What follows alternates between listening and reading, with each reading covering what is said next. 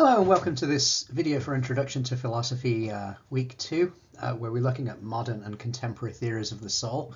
In this video, I'm going to talk about the two modern theories of the soul that we are going to look at, and those two are Descartes and Spinoza. And we have a reading by Roger Scruton and a reading by Thomas Sorel that we're going to look at to assimilate these thinkers and their readings, and make sure you take a look at the readings before watching this video. When you've done the readings, you can take a look and see how it all fits together by watching this video.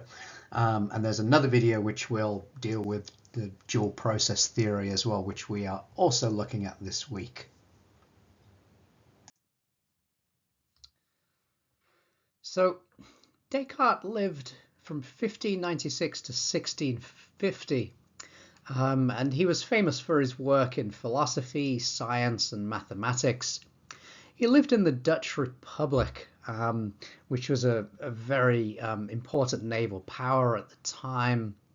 And Descartes is often referred to as the father of modern philosophy. He published the Meditations in 1641, which was incredibly influential and in fact continues to be in philosophy today. If you do sort of modern philosophy, at some point you'll study Descartes' Meditations. He's also credited with inventing analytical geometry. So he has a number of sort of things that he's known for, a number of special sort of interests, and a lot of the sort of intellectuals at this time were sort of polymaths in that sense. They sort of had more than one specialty.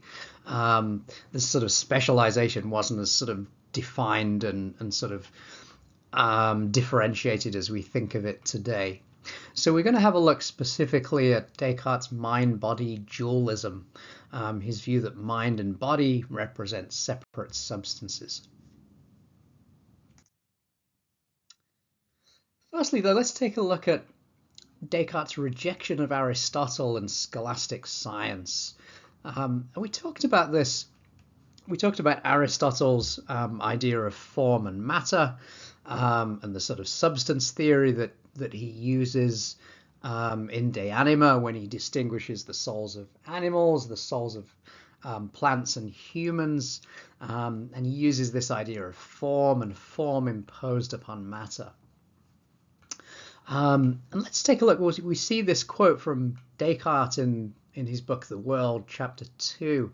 And this tells us a lot, I think, about how in the modern era this sort of empirical approach to science is taking hold, looking at the elements as kind of uniform and positing things like motion, change of shape and that kind of thing as the sort of relevant characteristics of matter, and the things that explain all the other sort of things that we take as matter's qualities.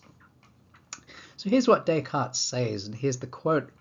He says, "When a fire burns wood or other similar material, we can see with our eyes that it moves the small parts of the wood, separating them from one another.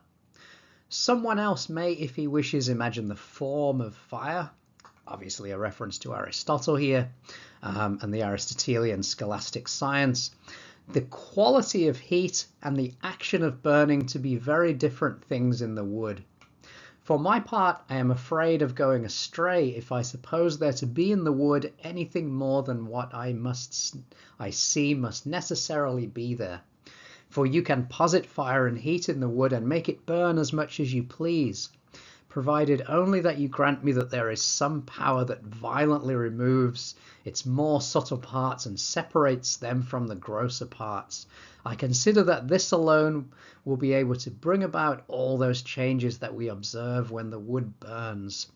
Okay, it's a little sort of tricky to get a sense of what he's talking about here, but I think we can see the sort of overall thing here if we sort of zoom in and have a look, that he's saying explanation, when we sort of explain something like fire and how it burns wood, it's all about it's all about the movement and the sort of the changes in the tiny quantities of matter. So there's a sort of rudimentary understanding of science here that's developing, and we can see that here in Descartes trying to get a sort of theory on the molecules in the wood and how heat sort of changes them and separates sort of parts from each other, and he's trying to get a sense of that, and he's putting that in contrast to the Aristotelian idea of looking at forms and saying that it's the form that's effective, and it's the fact that it's the form of fire and it does these things. And Descartes wants to say that no, it's the behavior of the small elements, the small sort of molecules in the wood that are important and that we need to analyze. So it's almost like we can see the rudimentary beginnings of a sort of modern empirical scientific view here. So things like forms and qualities, things that the Aristotelian and the scholastic medieval science that was based on Aristotle appealed to, Descartes is saying that they're redundant. The intense heat is not explained by the form of fire, it's explained by the motion of the elements, the way the elements are sort of brought to this sort of activity, this frenzied activity. So in his explanation, Descartes limits himself to the size, shape, and motion of the small parts of matter. And this is a type of explanation that will become central to sort of scientific inquiry in coming centuries.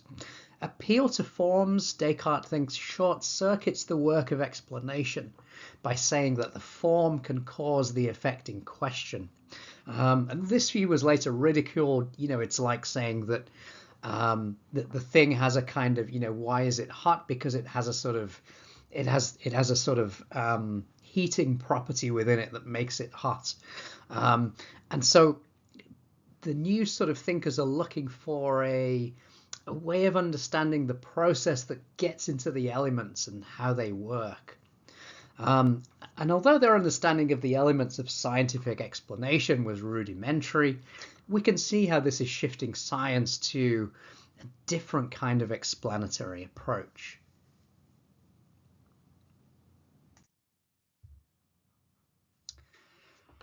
Another change from Aristotle is a different view of animals, particularly in relation to humans. As we saw, Aristotle takes the view that animals have souls, and he doesn't mean by that they're rational. He means that they have specific features of locomotion and perception, as we saw, that are then sort of built on in sort of human souls, which add a sort of a rational component to that. But for Descartes and his understanding, and this sort of speaks to his dualism, which we'll go into shortly. But animals were seen as akin to machines. So their sort of model for this was a kind of, the sort of model for a machine was a kind of clock where the elements, mechanical elements, sort of coordinate with each other. And that was the model for what animals are. So they're seen as lacking human consciousness and rationality, and analogized to a kind of machine. So they're not seen as we sort of lose the picture of a kind of a single kind of build up of faculties from plants and animals, and humans, the kind of theory of sort of different souls in Aristotle. For Descartes, it's only humans who have souls. All right, so let's start looking at Descartes' meditations. And in the meditations, they open with a theory of methodological skepticism, which is composed of two hypotheses, or two sort of suggestions for us to entertain. And the first one is the dreaming hypothesis, and the second one is the evil demon. I'm calling it methodological skepticism because the idea is Descartes isn't really a skeptic. He doesn't really think we can't trust sense experience, although he does think it's not. It doesn't really give us the sort of fundamental qualities of things. But he's using this as a sort of method to get to the truth.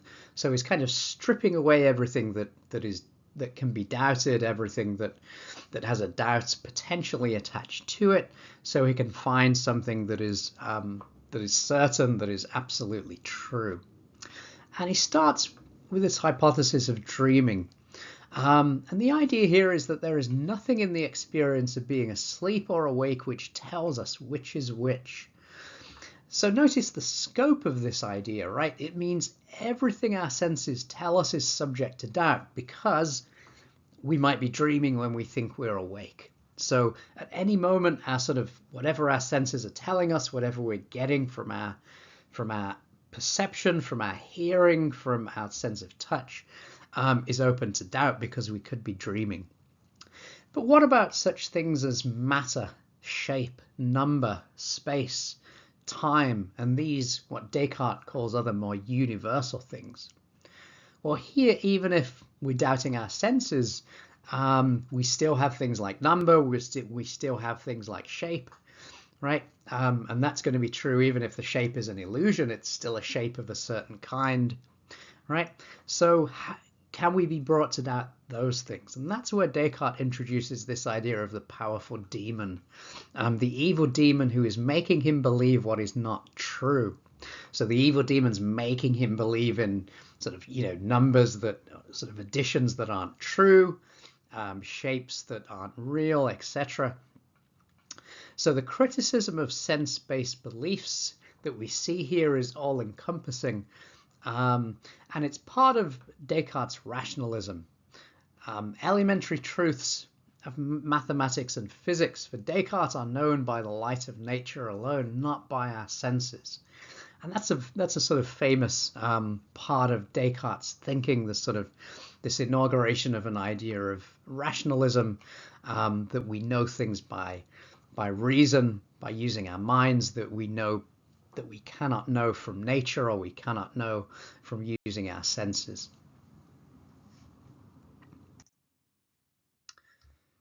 So by the time Descartes gets to meditation 2, right, all sense experience has been brought into doubt by these hypotheses, the evil demon and the dreaming hypothesis, right? So we have to temporarily suspend all of our beliefs in sense experience. Now, what Descartes argues in Meditation 2, the second chapter, is that even when he is doubting all sense experience, he remains aware of himself thinking. And this is the famous insight that he comes to in the second meditation. In Latin, it's cogito ergo sum. I think, therefore I am, I exist. So here Descartes thinks he's put an end to doubt.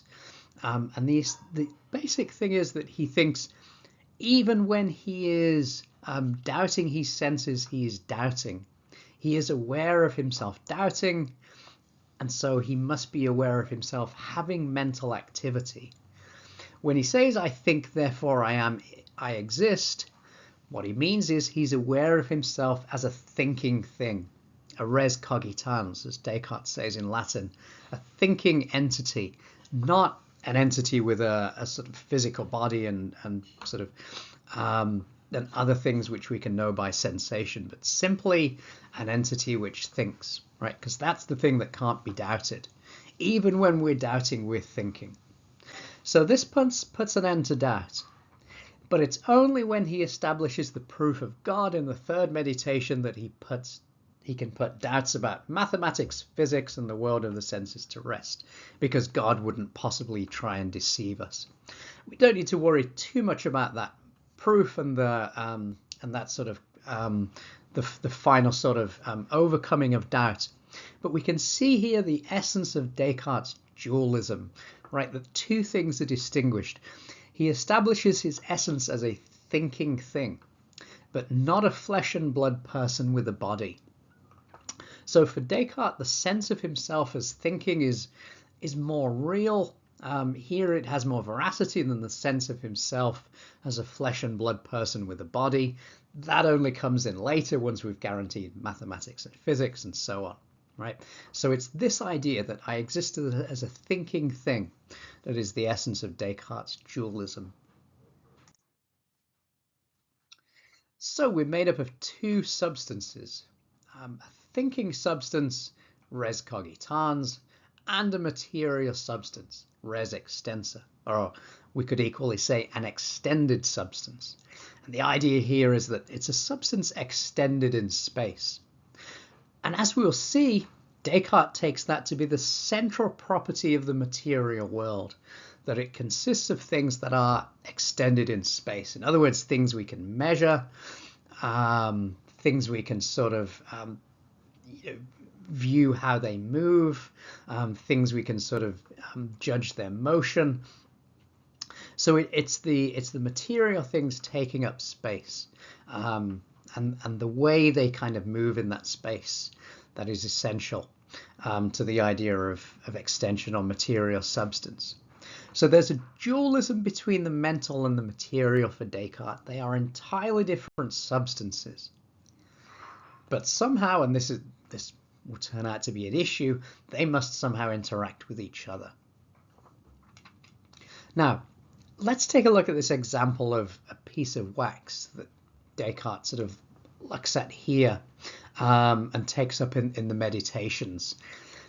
The idea is, so this is about what kind of thing a material thing is, right? We think we know what a piece of wax is. Let's look at Descartes' example.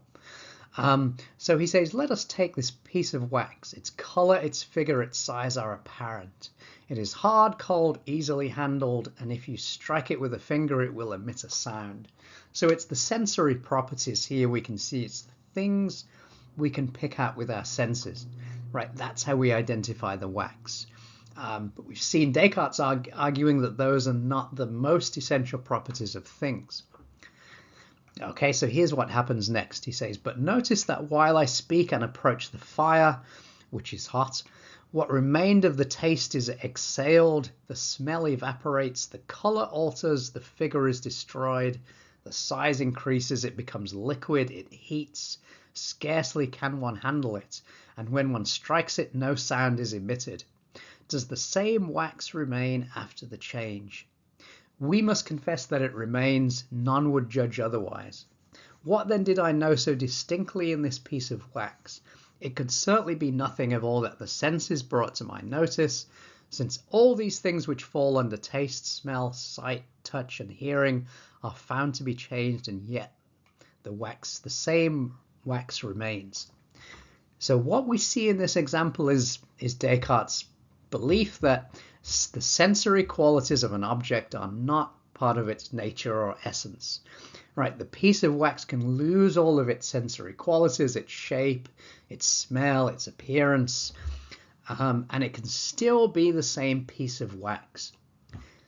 The only things the wax has essentially, in other words, its kind of essential properties, are its extension, its flexibility, and its movability in space. So this is why we look at, for Descartes, when we look at material things, what they are essentially are extended substances, right? So that takes out all of the ways we know them by the senses, and it simply leaves an extended sort of mathematically and physically kind of, in terms of physics, something that we can sort of analyze, measure, and sort of analyze its movement and its change of shape and so on. But it's not the sensory qualities that make it what it is. Now, here's what Descartes says about the substance and how it sort of relates to his dualism in the Principles. He says, while a substance can be known from any one of its attributes, there is still one principal property of every substance. Right? Remember, Descartes distinguishes two substances, the thinking substance res cogitans and the extended substance res extensa. So there's a principal property of each substance which contains its nature and essence and to which all other properties are referred. Extension in length, width, and depth constitutes the nature of physical substance. and thought constitutes the nature of thinking substance. For everything else that can be attributed to a body presupposes extension and is merely a certain mode or modification of an extended thing. Likewise, all the things that we find in the mind are merely different modes or modifications of thinking. So things like beliefs, wishes, desires, they're all thinking, they're just different modes or modifications of it. And the same in the case of extension. All the things like shape and that kind of thing are simply properties that follow from extension. Now we'll see the language of modes, an essence of a substance in Spinoza. And we'll see the sort of reference to an attribute as the essential property of a substance in Spinoza. So we've got to be aware of this language, and Spinoza's going to use some of this language when he formulates his own view. For Descartes, the thinking substance involves all mental life. It might be called the mental substance, as it includes things like wishing, willing, desiring, perceiving, hoping, etc. So these are the kind of what we might call the modifications of the thinking substance, or its modes, the kind of ways it sort of specifically and concretely acts according to its essence.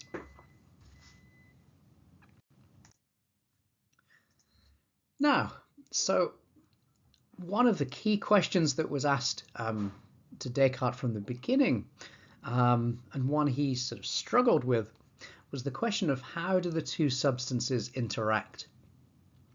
And the question was posed most clearly by Princess Elizabeth of Bohemia in May 1643 in response to the Meditations. And here's what she says in a letter to Descartes. She says, "How can the human soul, which is only a thinking substance, determine the movement of the animal spirits in order to perform a voluntary action?" So how can a thought make an arm move? It seems as if every determination of movement results from the following three factors: the pushing of the thing that is moved, the manner in which it is pushed by the body that moves it, and the quality and shape of the latter's surface. The first two presuppose that the bodies touch, while the third presupposes extension. You exclude extension completely from your concept of the soul, and, it seems to me, it is incompatible with being an immaterial thing. That is why I am asking for a more specific definition of the soul than what is provided in your metaphysics, that is, of the substance of the soul when it is separated from its action of thinking. Okay? So when we think about the thinking substance, if it's completely different from material substance, which is defined by extension, what she's asking is, how does it interact? How does it move the body to do things if it can't do so by the sort of causal manner in which one body affects another? Right? Say you sort of hit one billiard ball with another, and the other one spins off in a different direction. So that's how we think of sort of things causing one another by this kind of direct action. And what she's saying is, how can we conceive of that interaction when we're dealing with two substances that have nothing in common? And this was raised from the beginning of Descartes' view, and it's been something that's sort of constantly been raised about this idea of dualism from the beginning. So what were Descartes' goals? What was he trying to do? Well, I think, as we've seen, he was trying to provide a new foundation for the physical sciences and really get rid of this kind of cobwebs of scholastic thought and the sort of the system of Aristotle that was adopted by medieval thinking. And he's trying to found a new science around physics and mathematics. Right? Those are the disciplines that allow us to sort of grasp extended things in their shape, in their movement, in their velocity. And so those are the things that really allow us to sort of understand extended things and how they behave. And the second thing he does he tends to demonstrate the existence of God and the immortality of the soul. And that's really the motivation for this idea of sort of two substances and a thinking substance. So the thinking substance, because it's not part of the physical world, it's sort of immortal, it isn't destroyed. And there's this sort of this relation that the thinking mind is able to prove the existence of God. So there's a clear sort of impulse here to make compatible the sort of traditional understandings of Christianity and the new science. So beliefs about God and the soul with the kind of new understandings of the natural world that were developing in the 17th century.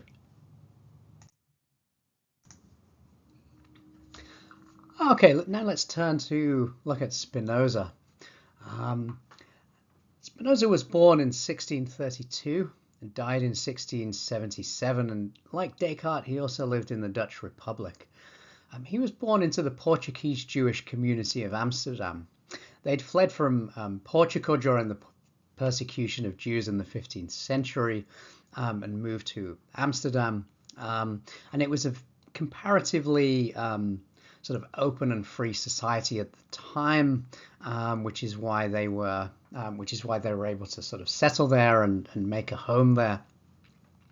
Now, at the age of 23, Spinoza was exiled and shunned by his own sort of Jewish community, the Portuguese Jewish community, including by his own family, for his sort of considered his heretical beliefs. And so he was sort of exiled and never to have any communication with the community again. From that point forward, he sort of lived independently and worked as a lens grinder to make money. Optics were a very sort of one of the big new inventions in the Dutch Republic. And he wrote philosophy that he discussed with close friends. After his death, all of his works were banned by the Dutch Republic. A very sort of controversial reputation as a sort of blasphemous heretical thinker. I think the root of that is that there's a kind of pantheism in Spinoza that sort of harks back to Stoicism and some of the perspectives about sort of the rational nature of the whole that we saw in Stoicism. Spinoza sort of takes that view and makes it a little more, just sort of brings God into the picture a little more clearly. But I think it's essentially a pantheistic view, like the Stoics, that God and nature are one and the same thing. So there's no kind of creator God separate from creation. They're just one and the same thing, that God simply is the unfolding of creation in history. So let's take a look at his theory of mind and body and how they're connected. So let's start by looking at Spinoza's so-called substance monism. As we saw, Descartes argues that there are two substances. There's a thinking substance and a extended substance.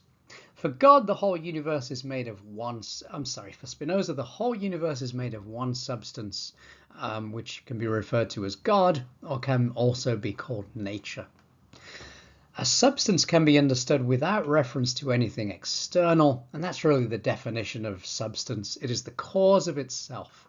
So there's only one substance that is the cause of itself, and for Spinoza, that is God or nature. Now, a substance can have many attributes, and an attribute tells us the essence of a substance. And in fact, Spinoza will argue that there are a number of attributes of substance. The two of them that we know of are extension and thought. So in Spinoza, extension and thought are the two attributes of substance rather than being different substances. We'll see what difference that makes in a second. A mode or a modification is something that cannot exist independently, but is understood in relation to something else. So everything other than God is a mode of substance. So Spinoza believed that God is the sum of the natural and physical laws of the universe, and not an individual entity or creator. So God is the only substance in the universe and everything is a part of God. This has sometimes been described as classical pantheism. Now, he talks about two attributes, the attribute of extension and the attribute of thought, but these are two ways of conceiving the same thing. So they're not separate substances, they're two ways of representing or understanding the same thing. All things, human beings, as well as thoughts, desires, wishes, etc., are modes or modifications of the substance.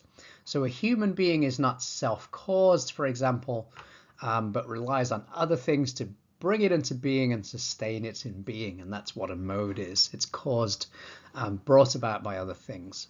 In the realm of thought, a desire is caused by something else. Say it follows from a thought or a perception, say the perception of cake, and that triggers desire. So it's the same kind of chain of consequence in the realm of thought, as in the realm of extension or the realm of material or physical nature. They're two kind of tracks.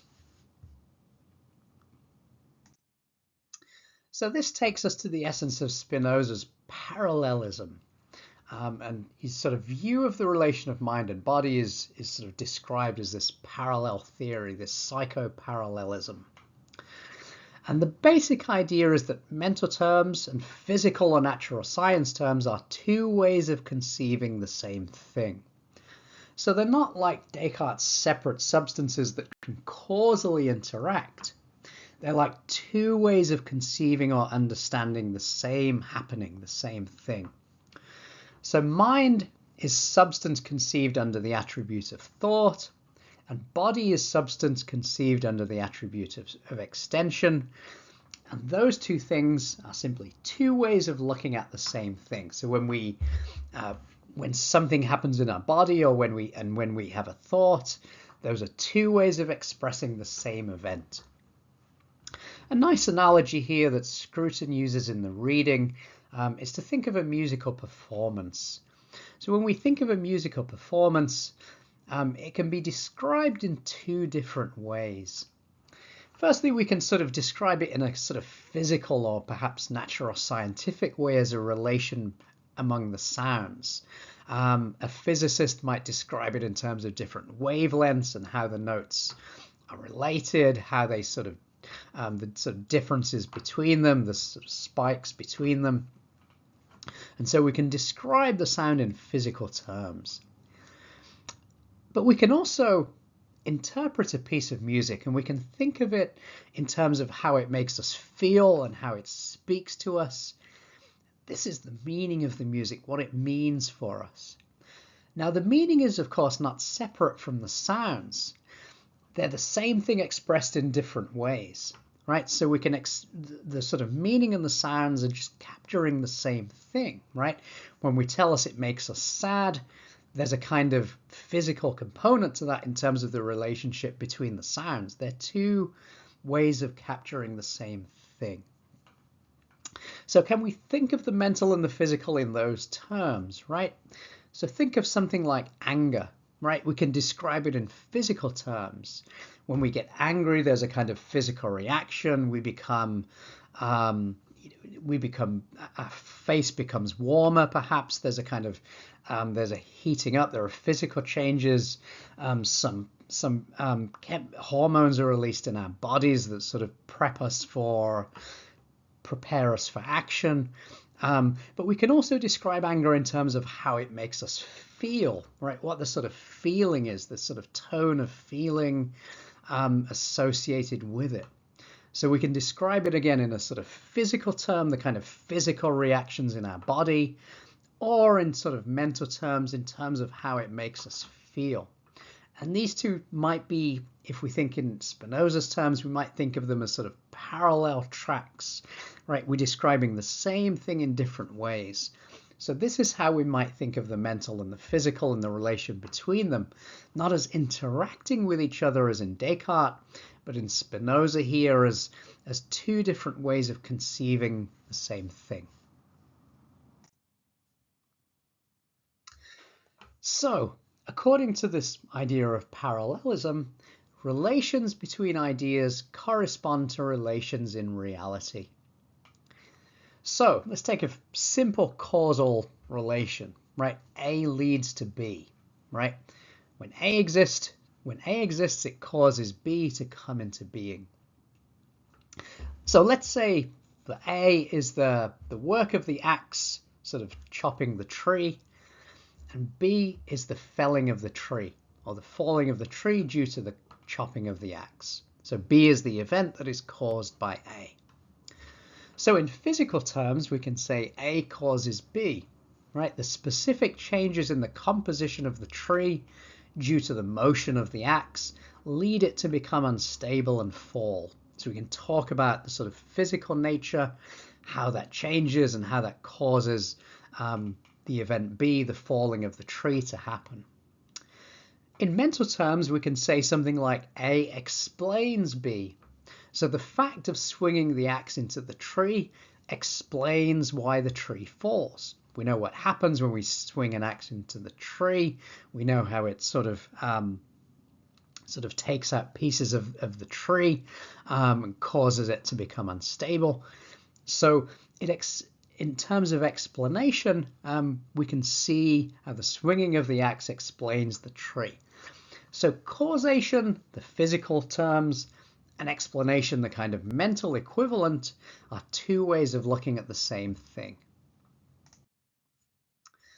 So Spinoza gives us this example of parallelism, and this is from the Ethics. A circle existing in nature and the idea of the existing circle, which is also in God, are one and the same thing, which is expressed through different attributes. So that's the idea we've been talking about here. Two different ways of conceiving the same thing. Here, a sort of circle that we draw and the idea of a circle are the two different things. Therefore, whether we conceive nature under the attribute of extension or under the attribute of thought or under any other attribute, we shall find that one and the same order or one and the same connection of causes, that is, that the same things follow one another. Right? So we've got a kind of parallel between what happens at the physical level and what happens at the mental level. They kind of track one another and follow one another. Thought represents what happens in reality. It gives us a kind of explanation or sort of meaning, components of what's happening in physical reality.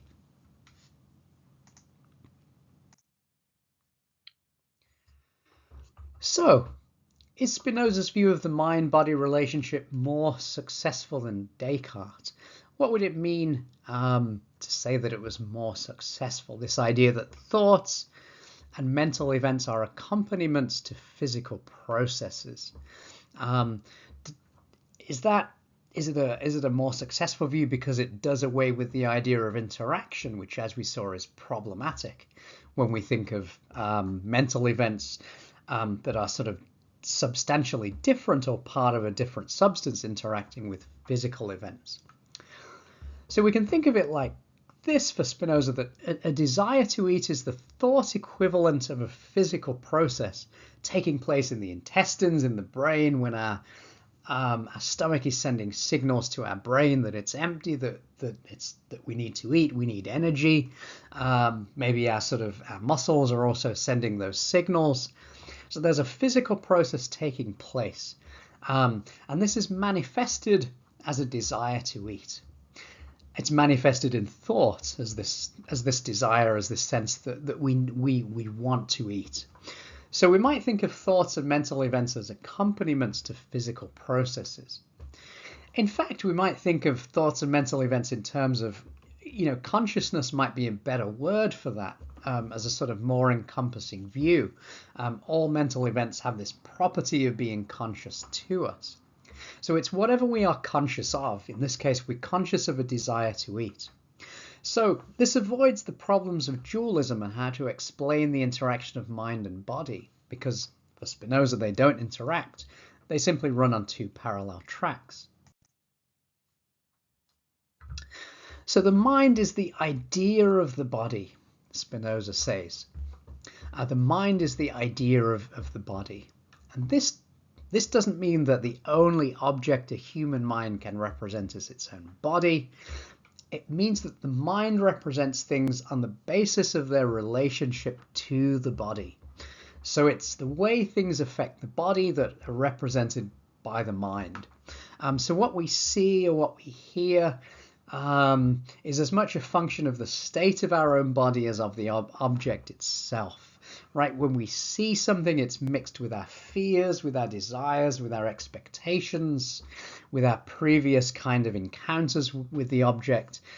So it encompasses the state that our body is in, whether it's in a fearful state, in an anxious state. All that is reflected in what we see and hear. So we represent things through our body. And the mental idea, the sort of mental component, the mind represents things on the basis of this relationship of the body to things. So the power of the human mind is a result of the sensitivity of the body. They're both sort of related.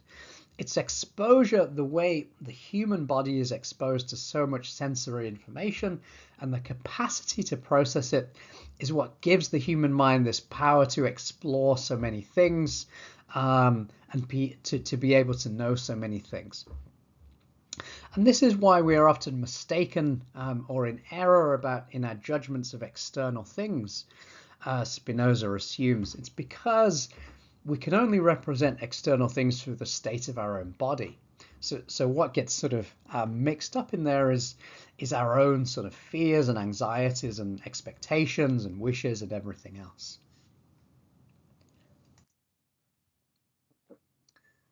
So we saw for Descartes this idea of the interaction of mind and body, that thoughts can have an influence in the physical world.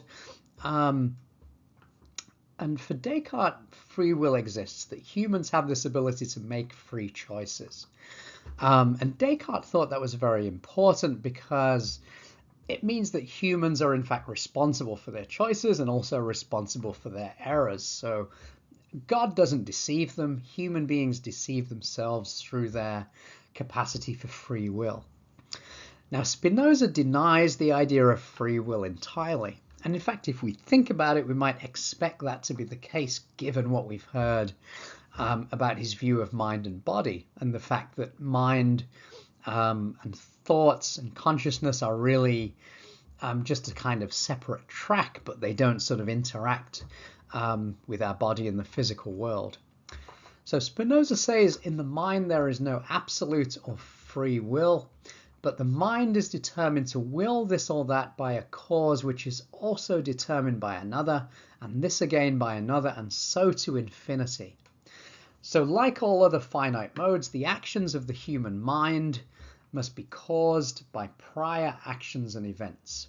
Right, so there's no free choice or free will.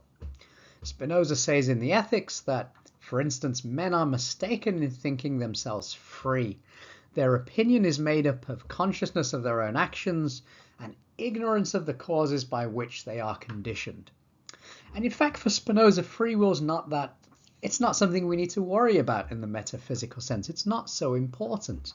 What matters is that we're able to act according to our own ideas and values that we take to be true, and we're able to sort of act on that basis. But the fact that whether we're completely free or determined by prior causes isn't really what freedom and human freedom is about. Okay, so we've seen how Descartes and Spinoza, Descartes dualism and Spinoza with a view of parallelism, how they have these different sort of perspectives on the relation of mind and body this week. So it's interesting to compare these two theories. So we're going to do that through the assignments this week. The hypothesis markup assignment is on Spinoza. I'm interested to see how you mark up the text, see what you find interesting in this text. We're going to do a discussion board post on dual process theory, which we're going to look at in the other video this week. And the voice thread assignment, I want you to leave a voice note on the relation of mind and body in Descartes and Spinoza, and how you're thinking about that relation now after seeing, after watching this video, and seeing how that difference occurs between different ideas of mind and body in Descartes and Spinoza.